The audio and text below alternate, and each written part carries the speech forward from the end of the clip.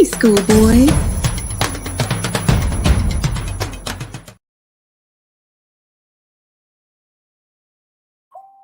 My bad. Hey, y'all, it's your girl Schoolboy back with another live with you guys tonight. We're talking about Pose episode 3, The Trunk. Ow, shit. Damn it. My bad, y'all. My bad. Sorry. I knocked my shit all over, knocking myself into the dang on thing. My bad. My bad, y'all. My bad. Ow. Damn. Anyways, we're talking about episode 9 last night. Episode 3 last night, which is The Trunk. And it basically gives you the backstory to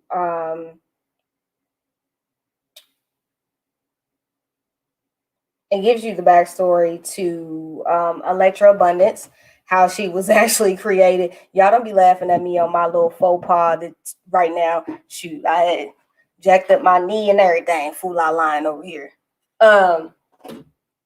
Yes, we're talking about Electra Abundance. It kind of gives you the background of how Electra came to be and became to be the house mother on the show. I'm trying to see what the hell that is in the background.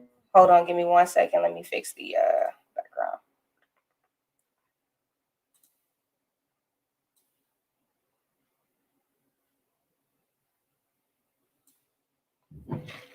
My bad. It's my cup in the green screen. Give me a second, y'all. You would have thought I had all my crap together before I got up on here as I was fool out lying through my DMs.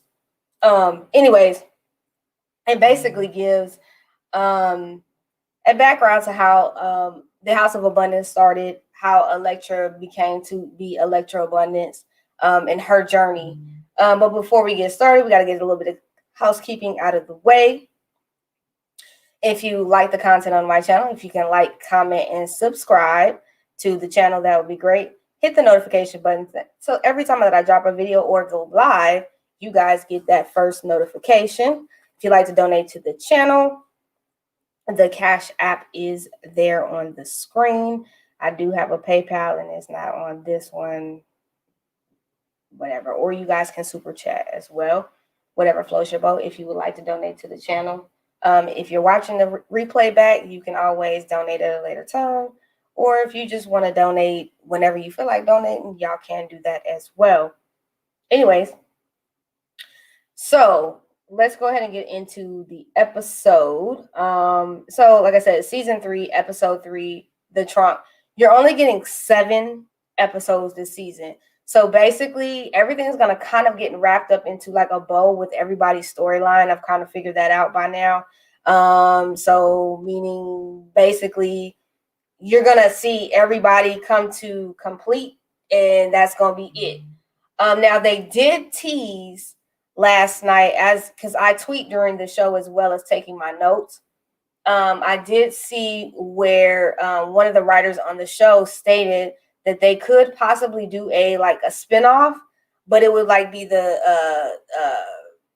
prelude to the actual house, meaning it would show all of the adventures of the House of Abundance before how everybody split up and kind of went their own separate ways throughout the Pose series. So it would be kind of like a prelude to before. So they could potentially do that maybe on another network. There's no real iron guarantee that that's going to happen, but they did think that that was a good idea because a fan suggested that. I want to say hi to everybody that's in the chat that does watch the show. I know I had been promised y'all that I was going to come to you guys with the episodes. I didn't do the first 2 because I was out that whole weekend and then I just didn't want to play catch up. It was too much. So yeah, basically a prequel. It would be a prequel to everything. So that is what it would be if they entertained it. If my internet acts a little bit funny tonight, it's because it's starting to rain here in Texas. It's being bipolar. So anyways, getting into episode 3, you open up in 1978. So that lets you know how old Electra is. 1978. So Electra's walking walking. She's speaking to another girl that works on the pier with her at night, and she says, how she's got the best mug on the pier, and that how, and the girl that she's walking with that also works the piers as well says, every night you make about $1,000 a night. And, Electra's like, shoot, with this mug, I can make $1,000 a night, Electra's always had that confidence about herself, and she always knew who she was. She was so sure of herself. So the other girl that she's walking with says she lost her keys in a John's car, and she didn't have Electra's clothes that she actually changed into before she got onto the piers, so she wouldn't be able to change back into her regular, her male clothing, so that when she came in the house at night, her mom wouldn't see her, because her mom didn't approve of her wearing women's clothing, or in her mother's eyes, feeling that she was cross-dressing. So, the girl's like, it's going to be okay. Just, creep into your mom's house. I'm not going to be able to get to my car or get, into my car until tomorrow, And so the mom was like, the girl was, so Electra was like, she just was hoping that she could creep in without getting caught. So she creeps in her mom and into her mom's home, and her mom, she comes in, and her mom's basically sitting there, like, moms do, sitting there, looking at her like, basically, you think you can do whatever you want to do, and you can come in and out of my house however you want, whenever you want to, and that's okay. You can't do that. I don't know who gave you the thought or gave you the right to believe that you could. Her mom told her she didn't want a homosexual crossdresser, and she didn't have the right to walk in and out of her home, and she began to proceed to beat Electra. She understands that her mother refuses this, she tells her mother, I understand that you refuse to see me for who I am. But she's not going to take the abuse, because she don't take the abuse from the Johns on the streets at the piers, and she ain't going to take it from her mom. So she said, basically, I'm not going to stay here. I'm going to leave. Anywhere is better than being here, but I'm not going to take your abuse. Her mother threw her out and wouldn't allow her to take the trunk. In the trunk, she had a lot of valuable things that she had basically worked for while she was on the piers. A lot of furs, jewelry, just all these expensive, items, because, Electra was wearing Halston dresses, back way before she started the house. Electra always felt like she deserved more, and that she deserved to have more. And she was going to get everything that she deserved and above that, So basically, she was like, you know what? You ain't got to see me. The world going to know who Electra Abundance is, and I'll go out here and get mine. And I respected that so much about Electra, because she's always been sure of who she was. She never let people or what they felt about her define her, even from the beginning of her actually understanding who she was as a person. So her mother threw her out. She wouldn't let her take the trunk or anything in it. She told her mother to look at her, and as her mom threw her out, basically out on the street. And so her mom pushes her out on the street, doesn't allow her to take anything. She took a little bit of stuff, but she wasn't able to take the trunk with the valuables in it that she worked hard for. She pushes her out, and then, Electra got up and basically put on her lipstick and said, look at me. This is who I am. And this is it. What you see is what you get. This is who I am. The hell with you. I'm going to be all right. And she pushed and pumped right on down the street. And I will say that this episode last night was very triggering for me. Because I resonated a lot with Electra's story.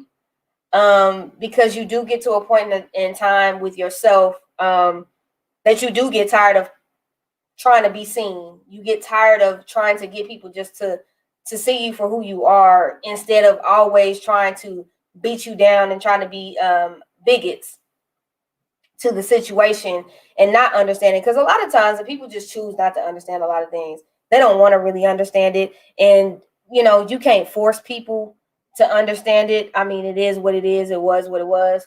And I just think that she got tired, she got up, she did what she had to do. And I always appreciated Electra for this. I thought it was really poignant about herself. So anyways, Electra is walking.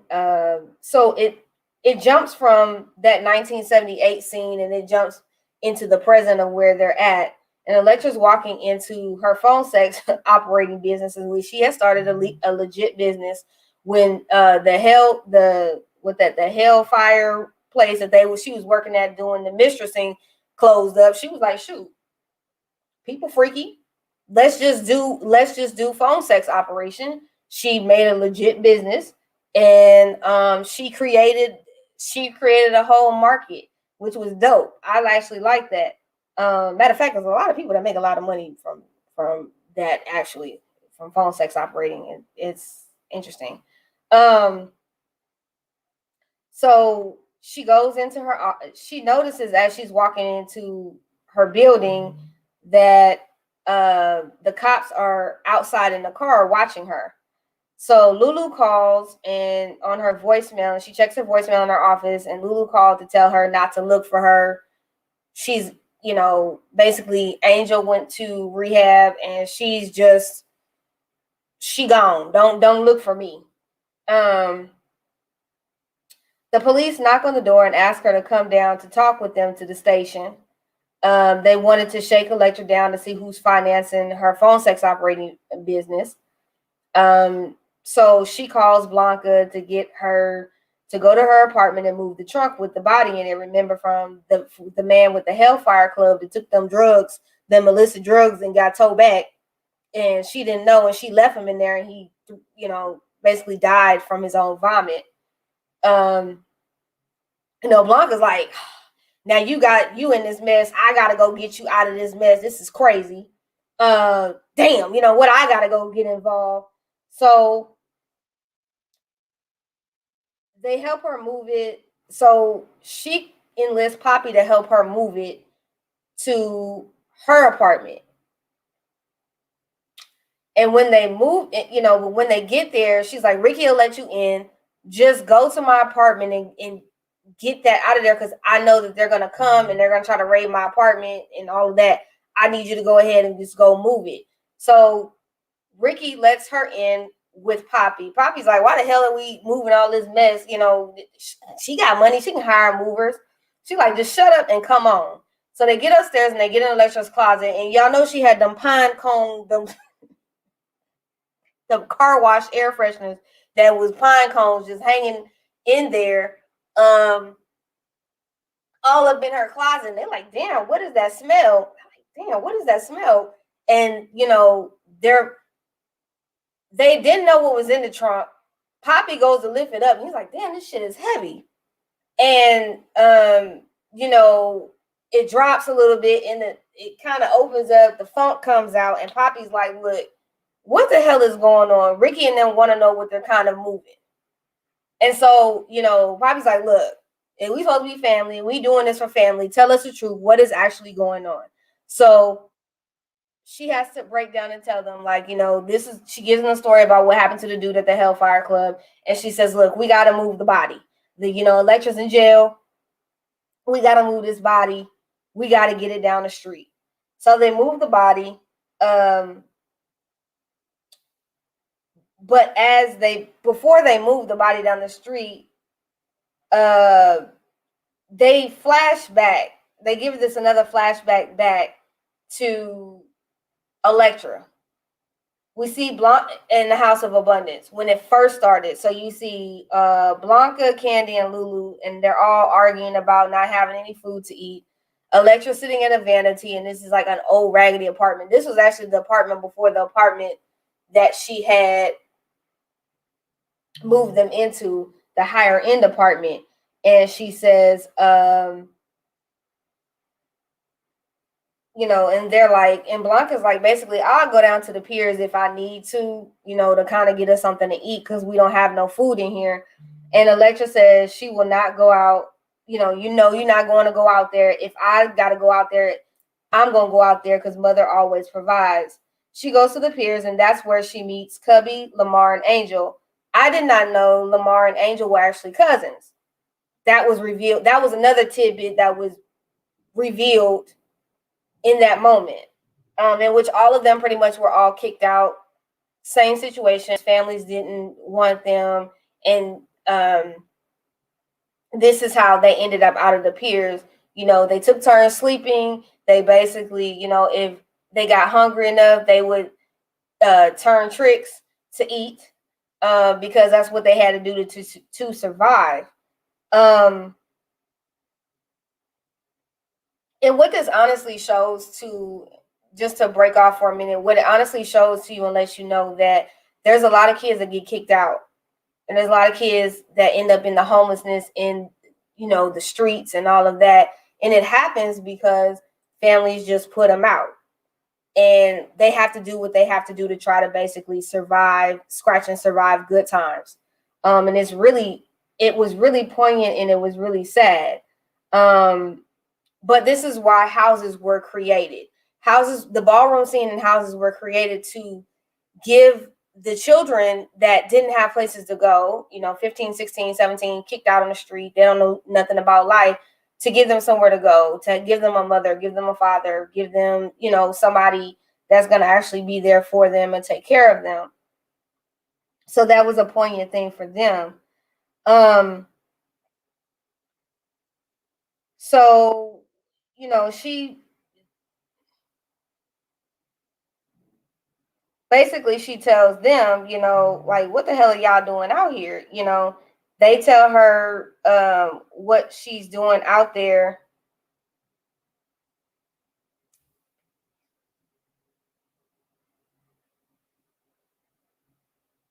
And they explain their backstory, how, Lamar and Angel are cousins. They both were kicked out because they were gay. They met Cubby while they was out there. And basically, that's what happened. And so she basically tells them, so Electra's getting yelled at from a John in the car, and the John was like, hey, Electra, I'm trying to have a good time. Woo, woo, woo. And she was like, okay, but then they wanted Angel to come with her, meet you and your friend. She was like, no, you're not coming with me. I'll be there in a minute. She enlists them to go ahead and go to the house, meet Blanca. Her daughter Blanca would be there. She would let them in. They would have somewhere to stay. And basically, that's how they all became, those three got into the House of Abundance as well. So it's interesting. You see how they all end up like in the House of Abundance. Basically how everything comes together. So they're constantly flashing back in this episode about from the present day until the previous day. So once she gets done working at the piers, she buys them all food. And the children were at dinner with her. They were all in the house. They were talking, and the power goes out. And that's because Electra wasn't able to pay the power bill. So, Candy, Blanca, and Lulu knew what to do. Just go on and, go on and light them candles. So in that moment, she thinks to go back to her mom's to go get all of the things that were, that were hers, her items in that trunk, because the items in the trunk had a lot of value to them. So she enlists all the kids of the house to help her break into her mom's house, which is crazy. While they're inside, she gets some cash and she gets a picture of her and her mom. She sees her and Blanca, and she says she can take the trunk. So she doesn't come back anymore. She says basically in a metaphor, she sums it up and basically saying, yeah, you can come back and you can be my son again, but you're gonna have to tone down all of that other stuff. And basically that's when Electra was like, I'm going for all that I deserve. And since you don't want to see me for who I am, the woman that I am, I'm out. Deuces. She checked the deuces and she got everything that she wanted. She called her mama Tasha, read her mama for filth, and rolled on out. So it flashes back to present day. Poppy and Ricky are there helping Blanca figure out what the hell to do with this damn trunk. When they get back to Blanca's apartment from pushing it up the street, they stick it in one of the rooms, and Blanca just basically covers it like a sheet.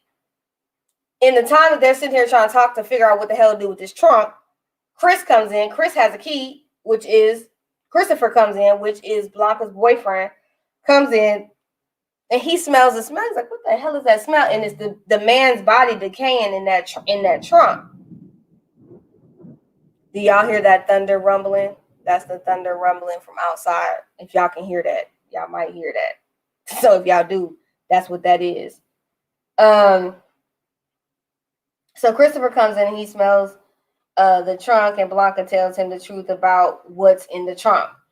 And, she tells him, like, basically, we got to help Blanca. The system don't give a shit about women like us, and we got to do what we got to do. No, it wasn't her fault, but she would have went to jail. And I've had, I've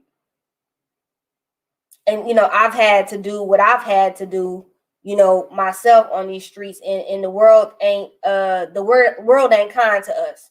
So women like us got to do what we got to do.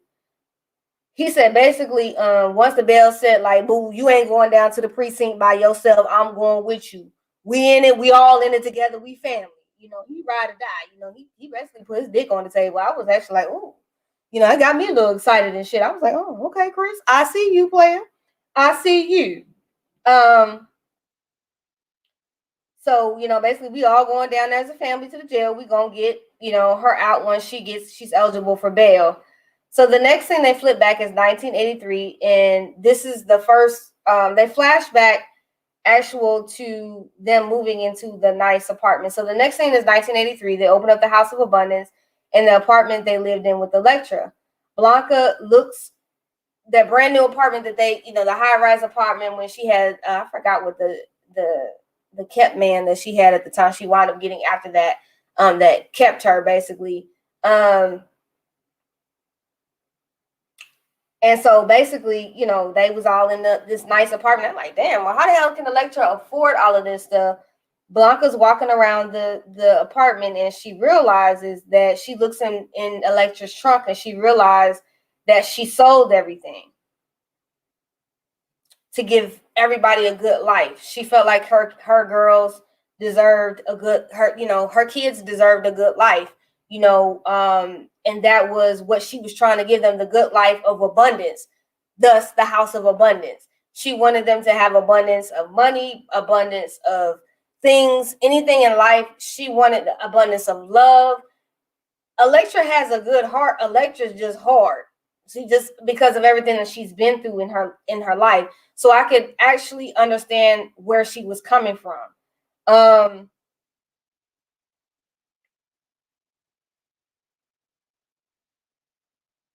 So basically, she realizes, Blanca's like, damn, she gave up everything for us to have a good life. So they flash back to them taking the body to the river. So everybody's in the car. Chris is in the car. Blanca's in the truck.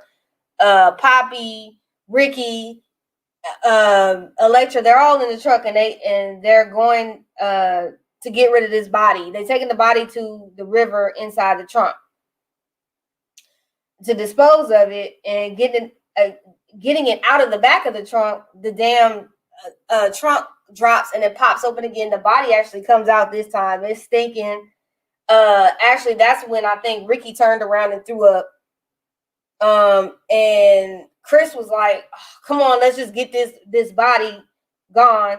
They put the body back in the trunk, and they basically put some big padlocks on it. And they're going to go throw it in the river.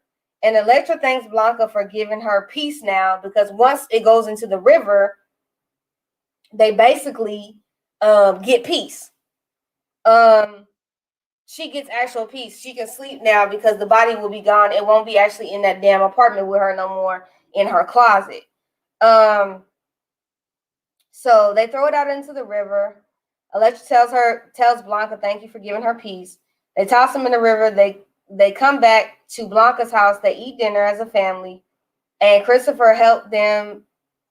Blanca and Christopher at the end of the table whispering back and forth. And she says, of course, Electra's like, what the hell are you whispering for? And Christopher said, well, he knew somebody downtown and he got her charges dropped. Electra gets mad and she walks to the kitchen because she's frustrated. She tells Blanca, I don't want any man doing anything for me. Because once again, if people do something for you, then it's a form of control. It was kind of like how her mother controlled her. She didn't want to have no man or nobody to control her. It's just not something that she wanted nobody to be able to do. And, Blanca's like, shit, we family. That's my man. And I did it because you're my mother and because I love you. And I wanted to make sure that you was okay and you was good. You made sure we was good all them years back ago. And you gave us a life and gave us somewhere better to live. And you sacrificed for us everything in that trunk. I wanted to sacrifice something for you. And the fact of the matter is that you wouldn't owe him. I would owe him. And, Elektra said, thank you. Elektra cried. And then I think this episode really humanized Elektra a lot because you saw Elektra throughout the first 2 seasons. She seemed very, very hard and like non-emotionalist about every damn thing. But you actually got to see her actually being emotional about something and really feeling connected. And from day one, her and Blanca just had a certain connection. Even though she was so hard on Blanca, she was hard on Blanca because she always saw the potential and she saw what Blanca could be.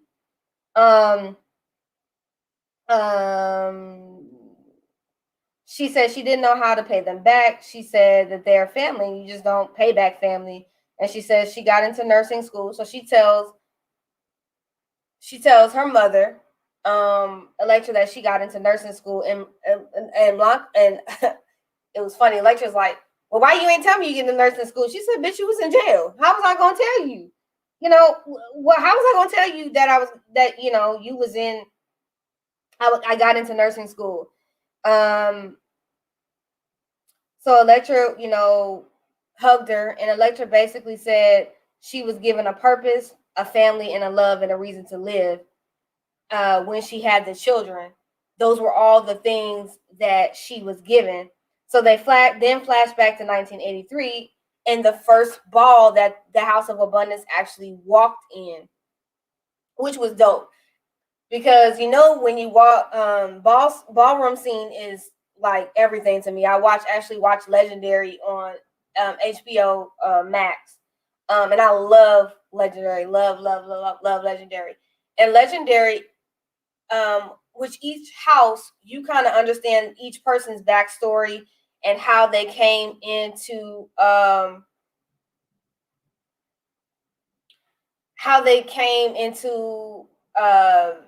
ballroom scene. If they were kicked out, houses were formed to take the children that were put out for being, lesbian, gay, trans, queer out on the street. That's how the houses were created. So that's why you have houses that are 30 and 45 and 60 years old, because they were started in the late 70s. They were started in the 70s, 80s, 90s. And so it also mirrors exactly DGF 627. It mirrors, hey Bishop, shout out to Bishop, you just came into the chat. It actually mirrors how Blanca got her capacity to love from Electra. Even though Electra was hard on her kids, she always saw the purpose and the potential in each one of her children, and she always pushed them to their potential and to their limits. So it also follows into the colloquialism as well too, that you don't necessarily have to have birthed that child in order to be that parent or to be that guiding force in that child's life. You can make a difference, and you don't even have to be that person's biological parent. So it's actually dope. So they flash back to 1983 anyways, and how they walked in the ball for the first time, and that the ball was bedtime stories. And basically, you get to see Pray Tell back then doing the balls. He's reading the first house that came up there for Phil because everything was a tragedy. And then here you come, House of Abundance comes in and literally shuts it down. They get 10s across the board on their first walking. And typically houses on their first walk never get 10s across the board. That's just not realistic. And that's basically how the story, the episode, last night's episode ends. It was an amazing episode. I will say that. Like I said, I was very triggered for the episode because I could understand it hit home personally. If you guys have watched my coming out story, it parallels that a lot. Next week, they're going to go into Pray Tell's background and his story and about how he grew up in the church, how his mother actually didn't want to accept him, how he sang in the church as a child. And remember, if you flash back to season 2, Pray Tell's stepfather was molesting him as a child. And that's how a lot of his younger adulthood was a lot of a molestation. And that was due to the man preyed on his mother after his father died, and he slithered right on up in there, and he was also touching him. So, like I said, it's amazing. I think Pose is a show that no matter if you're gay, straight, bisexual, whatever you identify with, it's a show to help educate. There's also a movie that's actually coming out about, I think it's next Friday that starts. It's a 6-part movie or a 4-part movie. And it breaks down all the history of the LGBTQIA community and the civil rights and the movements and all of that great things. I might cover that just because it looks a very interesting documentary. I like documentaries a lot, especially on stuff that I actually like. But I identify with this episode. I really like the episode. Mind you, this is episode 3, so we only have 4 episodes left, and the series is basically over with. We're probably not going to have an episode the week of Memorial weekend, so it's probably going to skip that week, but then June. So this should be interesting, you guys. I definitely am excited to see Pray Tell's episode last week. If y'all have any comments about the episode, make sure y'all comment underneath the comments. And thank you for everybody that wanted me to do this reviews. I love Pose. Of course, I didn't have a YouTube at the time. The first 2 seasons that this came out. I'm thinking of starting to watch The Circle and picking that up for some strange reason. Whitney's trying to get me to watch The Circle. Tomorrow,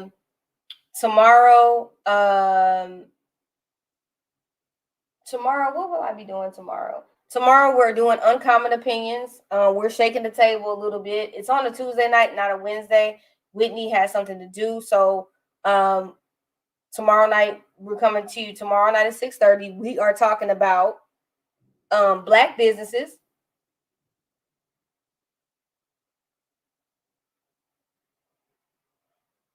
including your customer service skills with your Black businesses, how you run your Black businesses. We're going to touch a little bit on that. And we're going to touch on a topic of, can Black people be racist? And we're going to allow everybody to call in on that topic.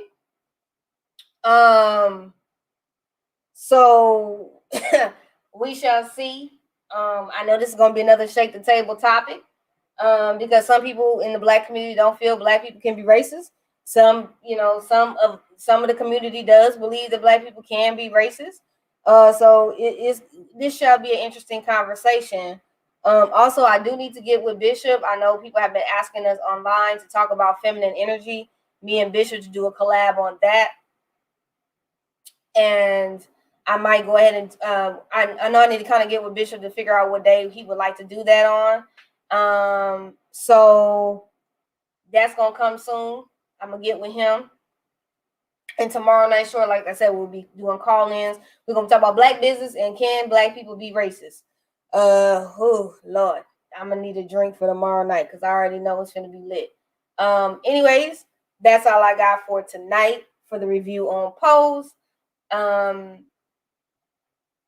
I think I will go ahead and do a review soon on these Goldie gummies because y'all keep asking. Well, we can do it this week if you want to do it Wednesday, Thursday, or Friday. I'm game to do it, Bishop. No, sorry, Friday. I gotta go get my hair cut. I can do it Wednesday or Thursday. That'll work for me. So I'm gonna I think I'm gonna do a review on the Goldie gummies because y'all be asking me about that.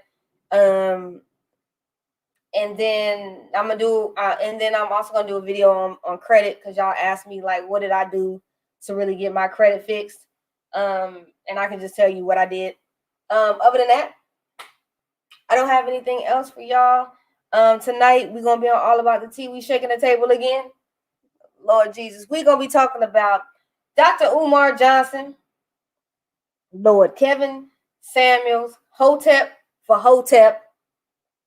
Let's get ready to rumble. Make sure y'all get y'all drinks. Put the kids to bed because I already know this is going to be lit. Lord. And we're going to talk about these two hoteps arguing. So y'all meet us over at All About the Tea tonight at 8:30 Central, 9:30 Eastern. Because I already know it's finna be lit. We're going to be talking about these hoteps. And God knows both of them are trollops. I don't know why, but they just, they're just trollops. So y'all meet us on All About the Tea with Monica's channel. And we're going to talk about it. I love y'all. Have a great night. Like, comment, and subscribe. I will see y'all in the next one.